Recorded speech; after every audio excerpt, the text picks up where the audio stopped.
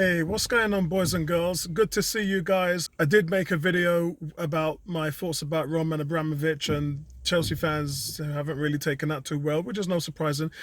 The funny thing, though, that I must say is, you guys know I wear my heart on my sleeve. When Arsenal get it wrong, I tell it like it is, as many Arsenal fans do as well.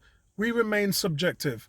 But what I found out yesterday on my Facebook wall when I put the comments up on about Chelsea, I was surprised that there weren't enough Chelsea fans that came out and sort of called out their owner and was in defense of Ukraine.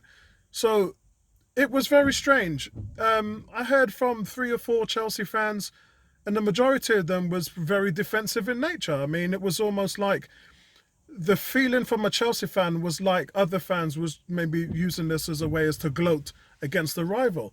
And that kind of disturbed me a little, because I thought, if it was me, if my owner was Uzunov and he was having ties with Putin, and the metals that he was selling and the stuff that he was producing was helping to make these tanks to go in to Ukraine and cause the atrocities that they're causing, I would stand up and say how it is. I wouldn't stand up there and try and defend Arsenal or the ownership in any way. And so I was surprised that there wasn't really any Chelsea fans that came out and condemned it. Secondly, Chelsea against Norwich. Now, these reports, I was listening to TalkSport yesterday with Norwich fans phoning in. Also, there was a few Chelsea fans that phoned in. Now, they said that over 90% of Chelsea fans were chanting Roman Abramovich's name. Now, that is really bad taste, and it's shocking considering what we've known from Chelsea fans in the past, the racism stuff that's happened in the tube and all of that stuff. Now, you can put that down to a minority of Chelsea fans. Again, I know a ton of Chelsea fans who are not like that. But to have the majority of Chelsea fans shouting for Abramovich's name really tells me kind of where most of the fans' hearts are when it comes to Roman Abramovich participating in all of what we're seeing going on right now and the ties with Putin. And that is shocking. To me, it's shocking. And I just thought I'd better say that before I go into anything else in regards to what's going on with Arsenal. But yeah, I'm very surprised by that. Really surprised, especially to know that you are a fan of an owner who's been involved in things like this. You need to come out and say it like it is. Trying to stay silent is an admission of defense as far as I'm concerned. So I just want to put that out there. Whether you agree with it or not, fine, but I'm just giving you my opinion. Moving on, guys, Ali McCoy's Rangers are doing really well at the moment in Europa. Some may even think that they might even win the Europa Cup.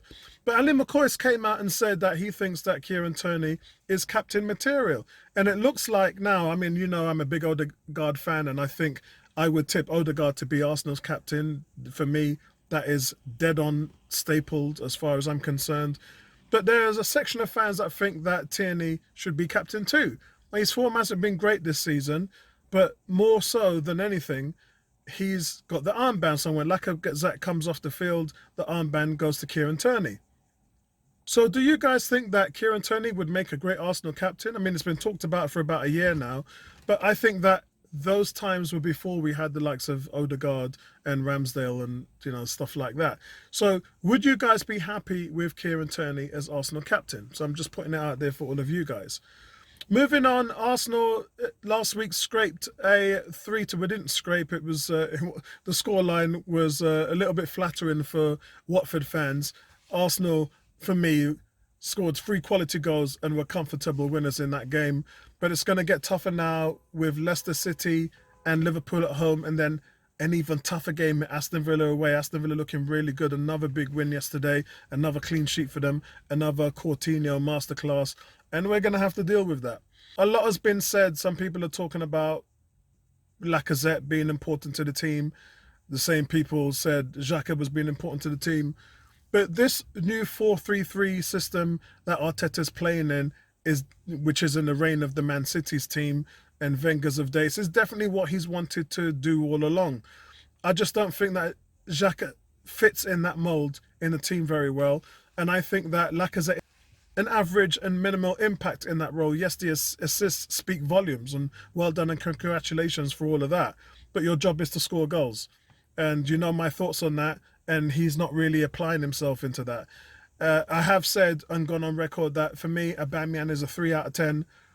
Lacazette is a 5, maybe a 6 if you're pushing it out of 10. But we need a 7 or an 8. That's our focus in the summer, to get someone who does all the little things, does all the hold-up play, is a physical presence in the box, and can score goals. And that's not hard to ask for somebody of that caliber, for a team like Arsenal, who should be going into playing back in Europe next year. So, look, I'm willing to trust Edu and Arteta to find someone who can do that. But by no means am I saying let's bring back Lacazette in a front row. If he comes back, it would be a supporting role, and I don't think he really wants that. I think he was going to want to go to somewhere where he can start on a regular basis, and that's not going to be at Arsenal. Definitely not. So, where are Leicester City right now? Leicester City at the moment, guys, have had to deal with Vardy's injury, and he hasn't been fit, or he hasn't been great on form this season as a whole. And I think that kind of tells you a little bit in terms of where they are trying to move away from Vardy. 34, 35 now, is only going to start to have father time creep up on him a little bit more, and you're going to just get lesser and lesser minutes, lesser and less productivity from Jamie Vardy. And he's been a good servant of the club, of course. But I think for Arsenal, it doesn't make it that much of a threat, because he always scores against us. He always scores against Arsenal. I do like Inacho. Whether he's a 20-goaler striker, yeah, is something that I don't think he is. For Arsenal, I think this is a game that you definitely have to win moving into the Liverpool game. I said we need 5, 6 or 7 points out of a possible 9 out of the next 3 games. So that means that this Leicester game has to be a win. This team has definitely overachieved. There's no two ways about it. I know some guys are acting like, yeah, we should be there. We should be in the top 4. But this team wasn't good enough. They've had 2 back-to-back finishes of 8th. With the competitive nature of finishing in the top 4, did we even look like we were finishing top 4? So by no means, I think everybody has to be fair to say that Arsenal have punched above their weight this season. I mean, they definitely have. Nowhere near as good as what I thought that they was going to be.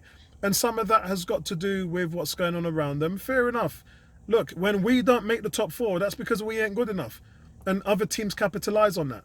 So when other teams aren't good enough, we need to capitalise on that. We can't be saying it's because of those teams why we're making it. Yeah. When the likes of Liverpool, Chelsea, and all those teams, Spurs, were making a top 4, they didn't say, oh, it's because Arsenal were weak why we made the top 4. So if we make the top 4, we shouldn't be saying that either.